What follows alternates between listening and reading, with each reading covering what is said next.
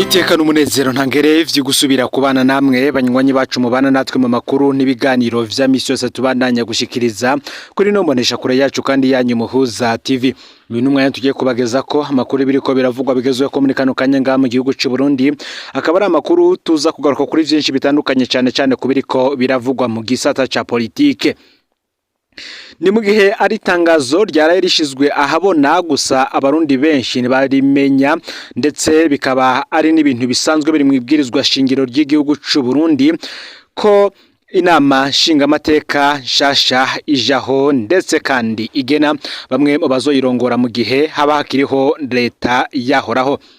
Muri kano kanya rero amakuru hari nuko Uburundi muri kano kanya nta leta bufise, nukuvuga ko abo bose bitwaga abashikiranganji kuva mu mwaka w'ibihumbi 2020 iyo banabagiye mu mwaka w'ibihumbi 2022 kuri ubu batagifise ububasha bwo gutunganiriza abarundi. Muti bimeze bite? Nkuko bimenyeshwa n'umunyamabanga mukuru wa leta, akanavuga ko kuva ejo haheze hari kwigenekerezo ya 30 ukwezi kw'indwi uyu mwaka w'ibihumbi 2025 abanyamabanga bamaho secrétaire permanent aribo baba barakora ibikorwa vy'abashikiranganji. Mu gihe hari ibikorwa bisaba gufata ingingo, abanyamabanga bamaho bategerezwa kuronka urusha rw'umuyobozi mwishikira mu biro vy'umukuru w'igihugu, no kuvuga chef de cabinet civil du président de la république, akaba ari we abaronsa urwo uruhusha rwo gutunganiza abanyagihugu. Muri kano kanya nta mushikiranganji Uburundi ibufise. Muti gute? Aho mwomenya ko abashikiranganji batandatu bahahora kandi baherutse gutorwa mu nama nshingamateka na nkenguzamateka. Ibwirizwa shingiro rirabuza ko ari umuntu asasa mu nama nshingamateka canke nkenguzamateka akongera akaba ari muri leta. Hari icitezwe mu misi iza cyane kandi bivuga ko ari iminsi ya vuba, haritezwe igenwa ry'umushikiranganje wa mbere mushasha na leta yindi yiwe mu minsi ya vuba. Bavuga ko leta iyo iri demissionnaire cyane mu gihe umushikiranganje wa mbere aba yatanze imihoho mu kurindira kwagenwa umusubirira. Ntivyashinzwe ahabona ko Gervais Ndirakobuca yamaze gutanga imihoho, ariko itangazo ryashizwe ahabona ryo risa n'irivyemeza kubera ko ritomora ko leta iri demissionnaire nkuko amakuru adushikira abivuga. Iyo leta yose ikaba yaravuye ku igenekerezo ya 30 ukwezi kw'indwi mwaka w'ibihumbi 2025, no kuvuga ku munsi w'ejo uheze. Ni ibintu bisanzwe rero ko umushikiranganje wa mbere atanga imihoho iyo hagiyeho inama nshingamateka nshasha. Gervais Ndirakobuca umushikiranganje wa mbere wa leta y'u Burundi nawe akaba yarutse gutorwa mu bakenguza mateka. Tubibutse yuko iyi leta ya Gervais Ndirakobuca yagiyeho mu mwaka w'ibihumbi 2022 hari kwigenekerezo y'icenda ukwezi kw'icenda muri uwo mwaka ubwo yari isubiriye leta ya Arengiyome Bunyoni. Ico gihe 10 kuri 15 bari bayigize bahora muri leta ya Arengiyome Bunyoni. Gervais Ndirakobuca akaba aratangwanye n'abashikiranganji 10 bari baratanguranye na Arengiyome Bunyoni. Reka tugaruke kuri iyi leta ya Gervais Ndirakobuca. Abari bagize leta nshasha ya Gervais Ndirakobuca, abashikiranganje batanu bashasha nibo binjiye muri iyo leta yarirongowe na Gervais Ndirakobuca, mu gihe 10 bo bari muri leta ya Arengiyome Bunyoni bagumanye amabanga bahorana. Abashikiranganje bane bo muri leta ya Bunyoni nibo babogojwe, batatu muri bo bakaba bari basanzwe no muri leta ya President Nkurunziza. Ico gihe ababogojwe harimwo Domitien Ndihokubwayo yahora ajejwe ikigega ca leta, hakazamwo Deogide Rurema yahora ajejwe ibidukikije, uburimyi n'ubworozi, hakazamwo Tade Ndikumana yahora ajejwe akazi n'abakozi ba leta, ndetse na Deogratias Nsanganiyumwami yahora ajejwe ibikorwa vya leta n'uburaro. Ico gihe abashikiranganji bashasha binjiye muri leta harimwo Martin Teretse ajejwe intwaro hagati mu gihugu, iterambere rusangi n'umutekano.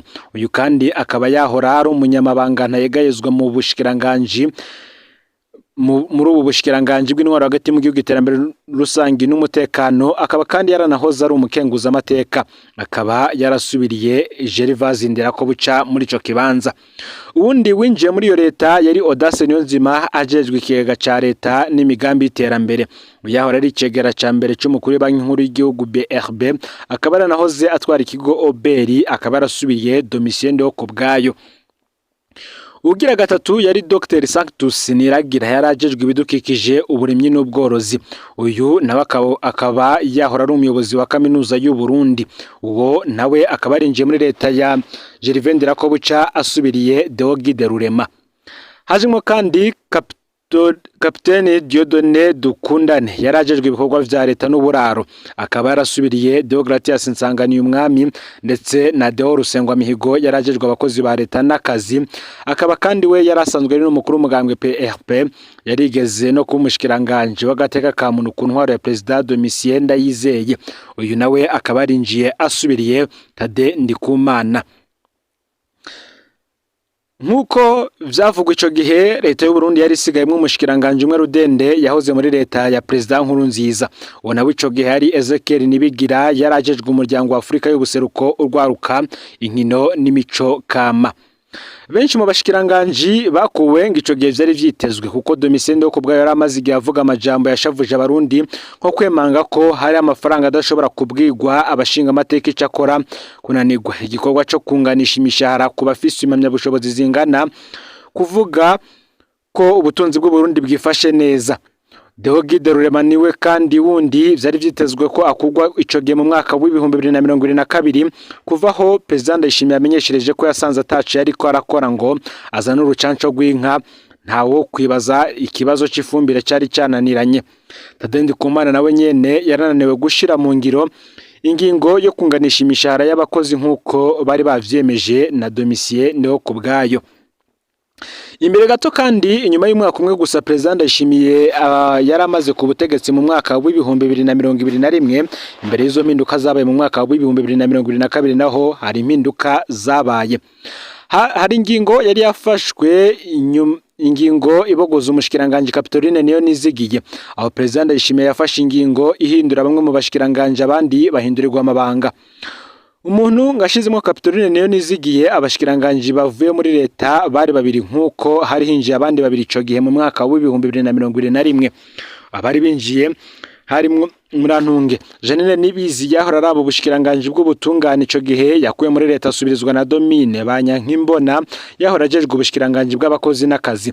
Nako kandi mu bushikiranganje bw'abakozi n'akazi naho Domine Banyankimbona yasubiriwe na Dr Tade Ndikumana yahora ajejwe amagara y'abantu no kugwanya umugera wa sida. Umushikiranganje mushashi ico gihe winjiye muri leta yari umushikiranganje w'amagara y'abantu mu mwaka w'ibihumbi 2021, akaba yari Dr Sylvie Nzeyimana yarasanzwe narongoye inama mpanuzwa jambo ya commune Gitega ico gihe. Mu bushikiranganje bw'ubudandaji gutwara abantu n'ibintu amahinguro n'ingenzi Kapitoline Niyonizigiye nawe yari yasubiriwe na Marie Chantal Nijimbere yahora ajejwe ubushikiranganje bwo kumenyesha amakuru, ibimenyesha amakuru n'ubuhinga bwa none. Umushikiranganje mushasha ico wo kumenyesha amakuru, ibimenyesha amakuru n'ubuhinga bwa none ico gihe harinjiyemwo Leokadi Ndacayisaba. Ico gihe mu mwaka w'ibihumbi 2021 ubwo President Ndayishimiye yaramaze amazi make ku butegetsi, Kapitoline Niyonizigiye na Janine Nibizi nibo bavuye muri leta muri uwo inyuma y'amezi make bagenywe. Ndacayisaba Sylvie Nzeyimana na Leokadi Ndacayisaba akaba aribo bashasha binjiye muri yo leta. Mu gihe ico gihe Domine Banyankimbona na Tade Ndikumana na Marie Chantal Nijimbere bo bari bahinduriwe ibibanza bahoramwo. Sivyo gusa kandi kuko no mu mwaka w'ibihumbi 2023 umukuru w'igihugu yarakoze impinduka zidasanzwe, n'impinduka zaje gihutihuti mu bushikiranganje bwose butandukanye. Ico gihe harinje abashikiranganje bane bashasha, aho harimwo Dr Ridwine Baradahana aba umushikiranganje w'amagara y'abantu no kugwanya sida. Ico gihe akaba yarasubiriye Dr Sylvie Nzeyimana. Hajimo kandi Prosper Dodiko araba umushikiranganje w'uburimyi n'ubworozi n'ibidukikije. Mu gihe Venuste Muyabaga yaje ari umushikiranganje w'abakozi ba leta ubuzi n'akazi, naho Gervais abayeho aho umushikiranganje w'injira ry'u Burundi mu muryango ibihugu vya Afrika y'ubuseruko urwaruka inkino n'imico kama. Leta ya Gervais Ndirakobuca isoje ikiringo cayo, ihejeje ikiringo cayo c'imyaka hafi itatu hagaragaye ibibazo bikomeye cyane ngaha mu gihugu cy'u Burundi, cyane cyane bitandukanye vyareba mu buzima bw'igihugu. Aho harimwo nk'ibura ry'ivyankenerwa ngaha mu gihugu cy'u Burundi, harimwo nk'igitoro, amafaranga mva makungu amafaranga mvamakungu ndetse n'ibindi bibazo vyagiye biraza mu bisata vyo kwiyunguruza n'ahandi henshi mu bindi bisata namwe muzi twagiye turagaruka ko cyane. Rero muri no misi iza yavuba akaba hitezwe leta nshasha, haritezwe umushikiranganje mushasha wa mbere ndetse na leta yiwe bakazoca bajanaho. Nako kandi mu yandi makuru Ingozi umushingwamanza aciriwe gupfungwa imyaka 20 yagirizwa kwica mwene wabo yarezwe n'abavyeyi biwe, abantu bakaba bari mu mubabaro udasanzwe. Ku munsi w'ejo uheze igenekerezo ya 30 mukakaro uyu mwaka w'2025 ingingo yamenyekanye nk'inkuba ikubise. Sentare y'iyungururizo ya Ngozi mu ntara ya Butanyerera mu buraruko bw'igihugu yaciriye ku munsi wa gatatu w'ejo uheze umushingwamanza Elvis Frank Ngendakumana igano cyo gupfungwa imyaka 20 yagirizwa kwica mwene wabo yareze Florisi Rushiranzigo. Ngazotegerezwa kandi gutanga imiliyoni 50 z'amarundi azorera imfuvyi yasizwe n'umuhisi. Ubwo bwicanyi bukaba bwarabaye ku igenekerezo ya 27 rishira igenekerezo ya 28 mu kakaro umwaka w'2025 mu nzu y'umuryango aho abo bagabo babiri bari babanye kuva babuza abavyeyi babo. Kubw'intahe z'ababanyi amatata afatiye ku bisigi vy'umuryango ngo niyo bama bapfa. Parake ikaba yarerekanye ivyemeza ko umugabo yahora atera ubwoba uwo muhisi kazomwica. Insiguro zitahawe agaciro. Muri urwo rubanza uwo mushingwamanza yemeye ko ivyakoze yabikoreshejwe n'akaborego k'inzoga. Parake yo yari yamirije izo nsiguro ikavuga ko ubwo bubisha bwari bwateguye kandi ko hari hasanzwe hari amatati hagati y'abo bagabo babiri. Sentare yo yatomoye kwa Ngendakumana totangiye adabu yaciwe igihano ciwe kizoca congerezwa apfungwa imyaka 50 y'agatsindikiro kugira ngo umwana yiciwe se ahabwe agateka. Iryo bara ryahungabanije komine ya Ngozi, abegereye umuhisi, abanyagihugu n'amashiramwe menshi aranira agateka kazira muntu yarishimiye ingingo y'ubutungane. Ngo ubutungane rero bukaba bwarahejeje kwerekana igikorwa gikomeye aho nta numwe uri hejuru y'amategeko, akaba ariko umwe mu baharanira agateka kazira muntu we yoba yaramenyesheje. Nimuge kandi ibujumbura bamwe mu bakenyezi bazandariza mu ibarabara nabo bagaragaza bimwe mu mibabaro bati ntitukibaho turwana n'ubuzima kubera iduga ry'ibiciro. Abakenyezi bakora urudandazwa rwo mu ibarabara Bujumbura mugwa mukuru w'ubutunzi birabagora kwitunga mu gihe arico cari gitunze imiryango yabo. Urudandazwa rwabo ntirukibatuma baronka ivyankenerwa. Intayi zibabaje z'ubuzima zerekana ko batabona ejo habo. Mu gihe bahora batunzwe n'urudandazwa rwabo ruto ruto, abakenyezi benshi bemeza ko batagishobora kumara ukwezi. Ngivyamwa bibora umwizero ukazimangana. Eliane Munezero adandaza imihwi ihiye muri quartier ya Gihosha mu buraruko bw'igisagara c'ubudandaji arigana ati ibitoke bisha n'ingoga ntabigurishije n'ingoga birabora. Rero kubera ko abakiriya ari bake kubera ubukene bwinshi mu miryango vyinshi ndabihomba nkuko yabitangaje. Aravuga ko rimwe na rimwe ata ibisumbi gice cy'ivyo yaranguye nubwo bishika akagabanya ibiciro ku mugoroba. Uti n'amafaranga abapfuye ubusa niyo nogabanya ibiciro ntibagura. Kudandaza ntihunguke na kimwe. Dansire Nizigama aba mu Buterere quartier ku nkengera y'igisagara ca Bujumbura adandaza imisigati mu mabarabara abayeho muri ubwo buzima nawe. Utikera mu minsi 2 naba ndamaze kugurisha vyose ubu ndonka abakiriya bigoranye rimwe na rimwe ntaha ataco ndandaje niko avuga biboneka ko arushe cyane. Kubwa Sandrine Kaneza acuruza ibigori vyokeje mu Kamenge nawe mu buraruko bw'igisagara ca Bujumbura ngo ubuzima buragoye cyane. Nabo kagira ati igikorwa canje casahiriza uburyo bw'umugabo wanje ari umudereva we yahora ari hinzu naje nkasuma ivyo gufungura ubu no kwasa umuriro biragorana cyane. Ibigori birazimvye mbere kenshi singurisha na kimwe. Nagahinda kenshi yongera ko ati amafaranga yarabuze ubuzima bwarazimvye cyane. Twebwe abadandaza bato bato turashonje umwana aramutse agwaye n'uruhagarara. Iduga ry'ibiciro rero kuko abanyagihugu bose barageramiwe. Abaguzi nabo nyene bemera ko ubuzima buzimvye cyane. Claude Ndayizeye twasanze ku isoko mu Kamenge avuga ati nari nsanzwe n'ibitoke mu gitondo byari vyoroshe vyihuta kandi bitazimvye. Ibigitoke kimwe kirashikana 500 kera ku mafaranga 1000 nararonka 3 canke 4 ubu mbere ndatinya no kugura kimwe.